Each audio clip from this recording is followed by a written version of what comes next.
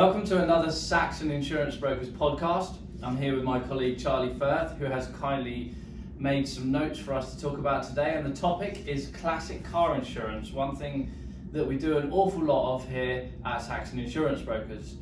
So Charlie, kick it off, let's talk about some cars. Yeah, I mean, let's go back in history a little bit and back to the start. You know, these cars were created at the end of the day to be driven.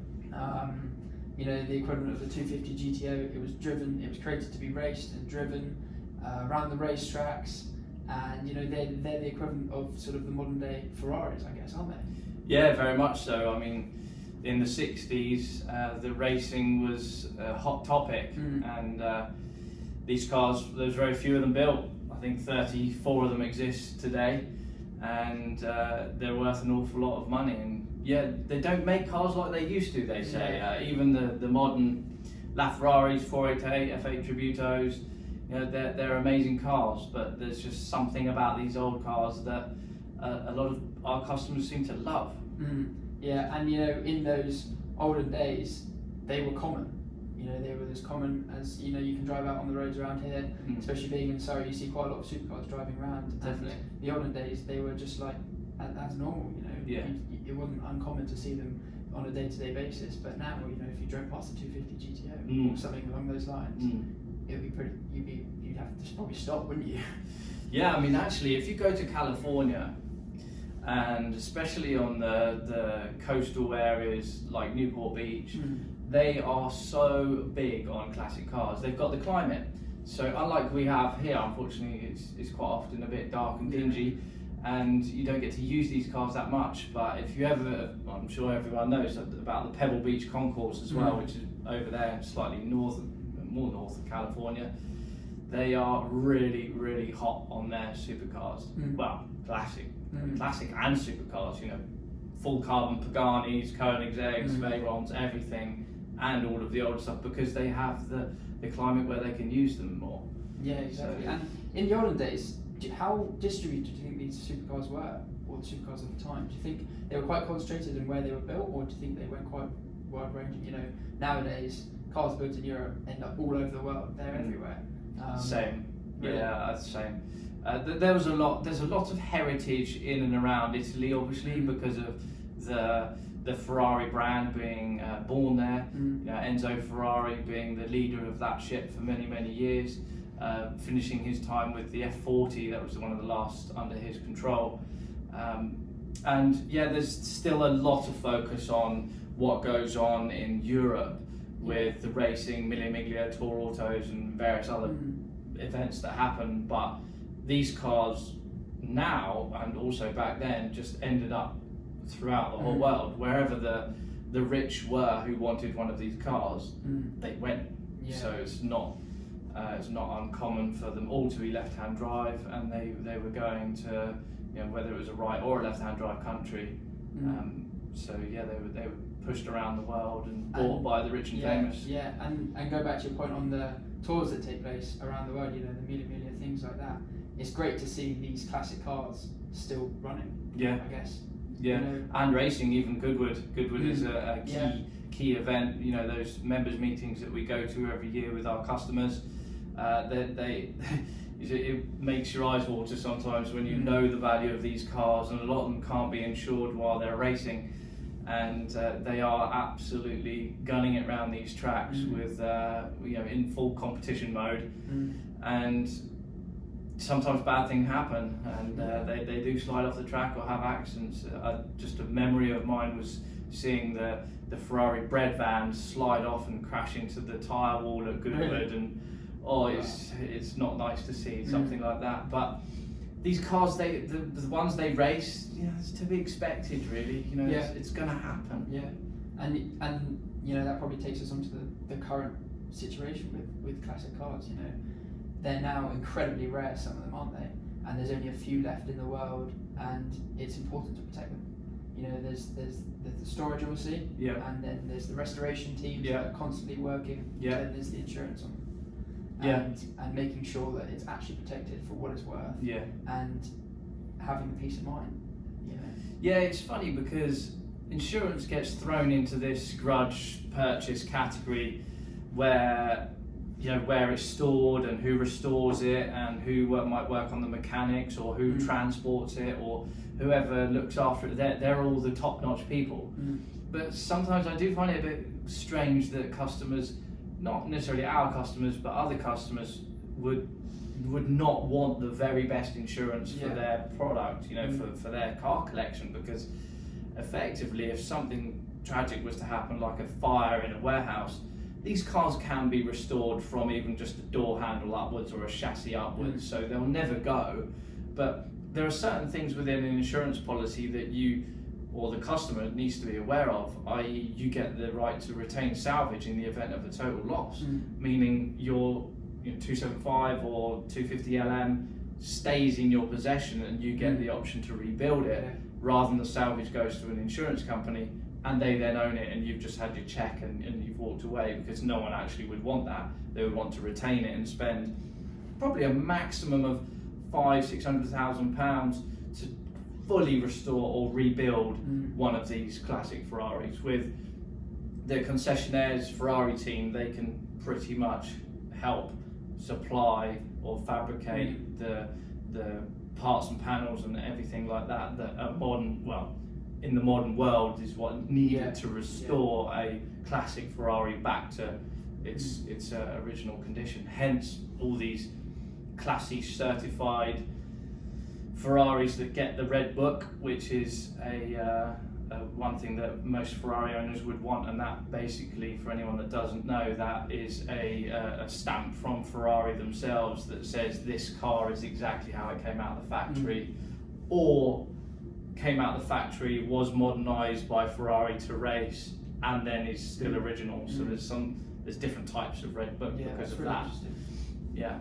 And I mean, you can go through all the measures to make sure that you've got the perfect storage facility and you have all the right mechanics that are there on hand, ready to help the car, work on the car if something happens. But having the insurance in place is almost it is as important as those other two things. But as in all of them, because you do not want an insurance company that's going to quibble in the event of a claim or a loss. And a lot of the time, strangely, the owners will know a lot more about their products and the Ferrari system, or it's not just Ferraris, it's Bugattis and Bentleys and everything else.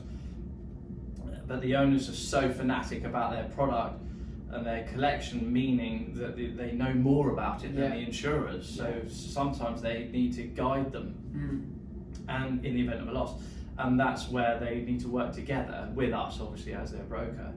So having an understanding insurance company is critical. And let's talk about the values now. These classic cars at their time, they would equate to the price of a normal day Ferrari. But nowadays, their values are upwards of 40 million, if not more. So all the way up. There was a 250 GTO, the silver one, that was owned by Christian Gleisel once, and he sold it, I think, not long ago for north of $70 million. So a good 250 GTO is worth that. That's what we know. And let's face it, these cars will never ever be rebuilt. Enzo Ferrari is never coming back. They're not going to be. We can't turn back time to the 60s and rebuild these, limited number cars.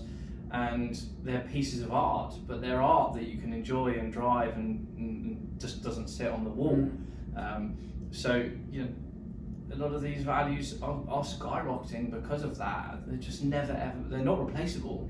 So they've gone through the roof in the recent years, and to be expected, really. The same's happened in the fine art world. So I think these, the values skyrocketing can be coupled with the desire that people, with all these bans coming in on petrol cars and diesel cars, etc. in the coming years, people are wanting to sort of make sure that they have a piece of history. And they're not wanting a piece of history nowadays. They're wanting a piece of history from the 1960s, the 1950s and before. So there's more demand for classic cars now. Because they weren't produced as much. A limited McLaren, say, nowadays might be 500 or maybe the same for a 599 GTO. They are limited, but not in the numbers that they used to be. Yeah. Because there are more rules nowadays. You have to build a certain number of cars in order for them to get the homologation so that they can actually be approved for being a road car. Because otherwise it's basically a track car. And you didn't have that back then, so you could build any car, you could build 5 of them, and you could just go and race or road use them. So times have changed with that as well, and that's all to do with safety. Yeah. It takes us back to when we went to Brooklands a month or 2 ago, where we saw that amazing delage on the track where it used to race back in the 20s, I think it was. And it was just fascinating being there with one of our customers' cars, which forms part of a huge collection that we insure. And it was raced by a lady in Brooklands back in the day, and they were doing a documentary on what it's like to drive one of these historic cars in the modern world. And I think the first thing that Abby noticed who was driving it was the pedals. They're not in the same order. You know, so the first thing you've got to do is work out what pedal does what, because it's not like a traditional car. And where handbrakes are and where the gear shifters are, they're all manual, not automatic. So it was interesting doing that, wasn't it? And we saw all the history there as well. You know, that huge book that came along with it, with all the information about where it had been raced and where it had been kept and who worked on it. It was really incredible to see, wasn't it? Yeah, as much as we insure many classic car collections, we don't often get the opportunity to go and do things like that often, to be heavily involved in them anyway, or see all the provenance documents that are there with those cars. And that was where Martin Chisholm showed us that was really something spectacular to see. So cool. And they're going to include that in the documentary, which is pretty ace. Yeah, it was quite moving as well. You know, this car, that was the first time I'd seen that car ever, and to see it actually, rather than just being in a museum, to see it out on a track, being raced, being driven around was great. And it was great to see all the hard work that the guys have put in, working on mechanics, stuff like that, had all paid off, and you know, it's out running, no problems. It's really cool, and it's amazing how they keep these cars in such good condition. And it was probably running like it was however many years ago. I would say so, because actually the old cars are very simple. Yeah, they tend to have carburetors rather than fuel injection systems. The suspension systems are very straightforward. You know, all the mechanics are just mechanics rather than electronics, and that's what's different nowadays to the old cars. So actually they're quite simple to maintain. I know that from even my own classic Mercedes. When it goes for an MOT and you know it's rust free, which is good, and needs a service, there's no problems ever, because they're so well built. And they are. The Mercedes back in the 80s were extremely well built, and before that a lot of cars, especially the Germans, they have that good reputation for being extremely reliable. Yeah, and I think in the coming years we'll see more of these cars maybe starting to be a little bit more hidden away. Maybe kept in storage a bit more, just because they're so rare now. They're only going to become more desirable or more rare at the end of the day. So people might just be a little bit more protective about them. I know. I mean, it pains me to say it, but I hope we don't see them being raceless. But that might just be the truth. Yeah, it might happen, because they are becoming so valuable, and not just valuable financially, but valuable to the owners, because they've built these collections based on some kind of draw with their heart and head. You know, they love these cars, and they now are in a position to purchase these vehicles and enjoy them, and you know, good for them. Like, that's great. That's what everyone should be doing with their wealth, is investing in things that, number one, aren't going down in value, and number two, that they can actually really enjoy. And then on the back of that, they can go to all these events. There's a huge social environment with that they can, you know, meet friends, or a lot of them have friends that are already in that circle of classic car ownership and at a certain level. Well, that's a great life. Yeah, they'll become pieces of art, I think. Well, they are already. Yeah, they are. You know, they'll become even more desirable by collectors, even if they're not being raced as much or used as much. The market for them is still going to be there, and it's probably always going to be there, because there's all, you know, the same, the grass is greener on the other side. There's always going to be someone wanting that car. I think so. The only thing that is a slight risk is that the cars that were built in the 60s and 70s that are, or even before that are hugely popular with the people that own them now, they're in their 60s and 70-year-old, you know, that's their age. So they remember these cars from their childhood or growing up, and it's a little bit like me, the sort of F40 and 288 GTOs around that era were my childhood. So I dream about those sorts of cars. I mean, don't get me wrong, my favourite Ferrari is the 275 GTB. I think the lines on that are amazing, but I only knew about that car from actually insuring them or growing up around cars in my 20s probably, rather than any younger. But I remember from my childhood the cars that I had posters of on the wall and things like that, and they're the same. Our customers are the same for those cars. And the risk is what happens when generations move on and the ownership of those cars change. There will always be investors out there who want to buy these cars for an investment. They don't remember them from their childhood or have any involvement from their childhood. So will that go? I don't think it will disappear. I think you might have the limited number of billionaires that can buy them, especially £70 million cars that form part of, one car forms part of 200 car collection, for example. There's not many people in the world that can afford those types of collections. But let's hope it doesn't they don't just fall in the hands of investors only for the sake of hopefully going up in value continuously. I hope to see, say for example a 250 GTO is owned by someone who's 60, 70 now. In the coming years, you'd hope to see that it gets passed through the family and stays in the family, rather than getting passed down one generation and being sold to an investor who's going to buy it for double the amount of the asking price because it's so desirable. I'd hope to see that they stay within the person who buys it. It stays in their family. I know, me too, but that doesn't happen. I know of quite a few cars that have come out of a very famous French collection, and it's not a pretty sight at the moment. And he was an extremely significant collector of classic cars, and his family now own these vehicles, and they're all being disposed of. And that's a shame. It's sort of a shame because they're not holding on to them, but it's not a shame at the same time because there's going to be someone else out there who hugely values that car and remembers it and always wanted to own a car like that, and the values are really significant.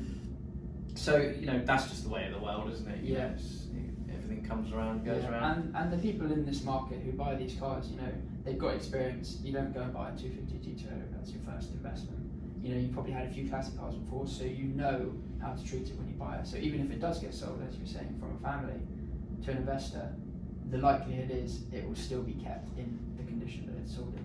And probably improved. And it will go into a great storage location, and it will be correctly insured, all that sort of stuff. And it will stay. The upkeep would stay on it. Definitely. And customers will probably treasure that, and it would be in a glass underground car park storage facility of their own in their own grounds. We've seen, we see that with our customers. They've got these amazing facilities where cars are kept. It's not like it's parked next to someone else's car who they don't know or own. These cars are kept in dehumidified, temperature controlled environments. So the amount of effort that goes into keeping these cars is amazing, isn't it? But it's great to see because people value them so much. They want to keep them in the perfect condition because when that day comes around, when the sun comes out, you can take it out for a drive. They're out. Straight away. Which is also great because it's great to see them being driven rather than just kept in storage locations and things like that. We've got customers that will take their most amazing cars out just to go and get a coffee.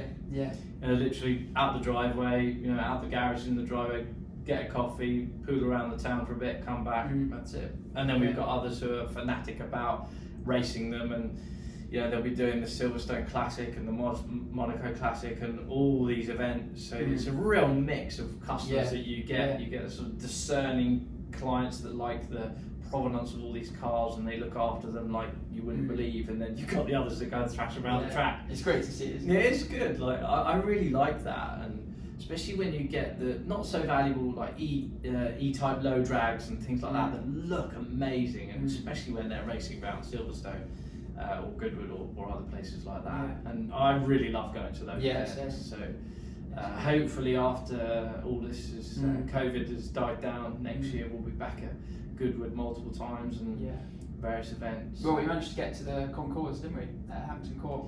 That was a good event. Even though they weren't exactly racing round, but it was cool just to see them anyway. Exactly. And there was a couple of cars that we knew there already. Yeah. We knew they were going to be there. Yeah, and it was actually really busy, wasn't it? Because Surprising with the stuff that was going on at the time. I mean, it was all outdoors in the most amazing. I think that could be one of the best settings that you've got, the gardens of Hampton Court Palace, and that was a special moment. And I think it was super busy because people were really pleased to be getting out and doing something normal for a change. And there was an auction there that broke quite a few records. So even the classic car market isn't dipping. With the current economic climate, so which is good to see. And that goes back to what we've been saying all this time. It's about, there's always a demand for these vehicles, whether the market does this or not. Well, at the end of the day, no more being produced. So the cars that are out there now, that's it. They're the only ones that are out there, and there's a lot of people that want the amount of cars. There's more people that want the car than the actual cars being made. So there's always going to be the demand for it, and I think the market will continue to rise as it has been over the last few years, if not even more, because it's shot up recently, hasn't it? Especially over lockdown. People have been wanting to diversify portfolios, things like that, invest in different things. Yeah, they've been bored as well. Looking online at various auctions that are coming up, or there've been digital auctions throughout as well, because businesses can't stop. And there's been activity, and good activity.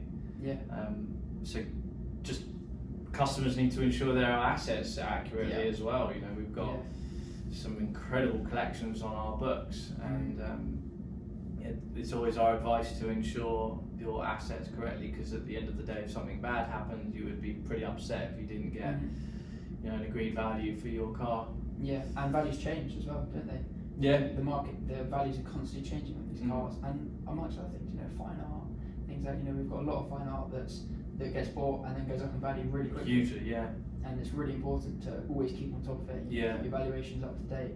Things like that, just to make sure that you're accurately covered. I think tips for owners would be have someone that is super proactive with the management of your vehicles. So someone that can keep on top of the tax and MOT, although a lot of them exempt, you've still got to do it through the DVLA. Make sure there's an insurance certificate in the glove box all the time. Don't skimp on the insurance. Just make sure that all of those boxes are ticked, so that when that sun is out, you can literally roll the garage door open and just out you go with no concerns. You want to have the peace of mind. Very much. At the end of the day, you want to be able to know that you're accurately covered, and you can go out for a drive without having to worry about anything happening or anything going wrong. And then you want to get back, and you can just put it back into the storage, and it's going to stay safe until the next time comes around. Actually, another bit of advice I would have is put paint protection film on cars, especially on the front, because these classics, a lot of them are single skin, meaning if a stone chips from the front, the paint will break, and that means painting a car again. And a lot of classics, they are not as good when they've been painted. So having that patina of the car being as it has always been, maybe totally unrestored from the 50s, 60s, or even earlier, if you can protect it with that thin, self-healing film, and it's a great way of just having that peace of mind that if you do get caught behind a gritter lorry, or that's been or stone that flies off the back of a car, you've got that extra protection. And that's becoming more and more popular. Classic paint protection film, because it's hard because then they're bespoke. There are no templates for them, so keep them safe at all costs. Would be the advice. Exactly. Anything else on your list, Charlie? I think we've covered everything. That was pretty comprehensive. But it's good. It's just good to sit down and talk about things like this, because the classic car market is there, booming, and people are investing with them. And when they buy a car, they need to have insurance on it. So it's good to keep up to date with everything that's going on. We monitor the markets quite a lot, and we know what's going on, what's moving around. So we're always trying to keep up to date with it, which is good, I guess. Very much. And we've got an awful lot of experience in this world. We've been doing classic car insurance for 15 years. And insuring some of the most significant collections in the world, and our policies are generally worldwide, meaning that you don't have to worry about transit cover and things like that wherever your cars are, and that's quite normal for us to have 4, 5, 6 different locations, private homes or storage locations around the world where our customers live and spend time, and we really understand what they need, and that's important, that you are hooked up with a broker that isn't just pushing some insurance policy onto you, but actually understands your whole collection and tailors it to what you need rather than what they want to sell you. So that's a really interesting point, that I think some customers fall into the trap of being with a broker that's not super knowledgeable about cars themselves, the actual product that they're insuring. So we're the experts on cars and the insurance for cars, and that's a winning combination for someone that wants to buy insurance for their collection. So. And there's the personal touch, right? You know, we love to see the cars. We don't just want to insure them and not to see them. We love visiting the clients. Exactly. When the times, we're obviously there. at the moment it's a bit difficult, but when the times are right, you know, we love going out, seeing the cars being raced, just like when we went to see them a month or so ago. It's really cool, and you know, we're involved in it. We like the classic cars. We love learning about them and learning more about them. So it's always good that the clients are willing to, you know, let us come and have a look. Exactly. Like that. Exactly. Once a year minimum, really. That should be. That's without any events, because we should be visiting them. We do visit them at the renewal times or before for that renewal review, just to make sure everything's up to date, and you know, we're doing the donkey work for them, not them, because they've got busy lives themselves. So. A good insurance broker that understands everything for you is key. And a bit of self-promotion, that's us. Well, we've just read an article on the importance of having a broker there, isn't it? Yeah. Haven't we? Sort of in your book of contacts, an insurance broker, you know, you have all the people that help you acquire these assets, property, cars, fine art, for example, and then you should have an insurance broker. Totally. They're the ones that are responsible for, they're your go-to for keeping the whole collection safe, whatever it is. Yeah, very much. You have all the people that help you buy it, but you need someone to help you keep it safe. Yeah, and that's why we also give a lot of risk management advice.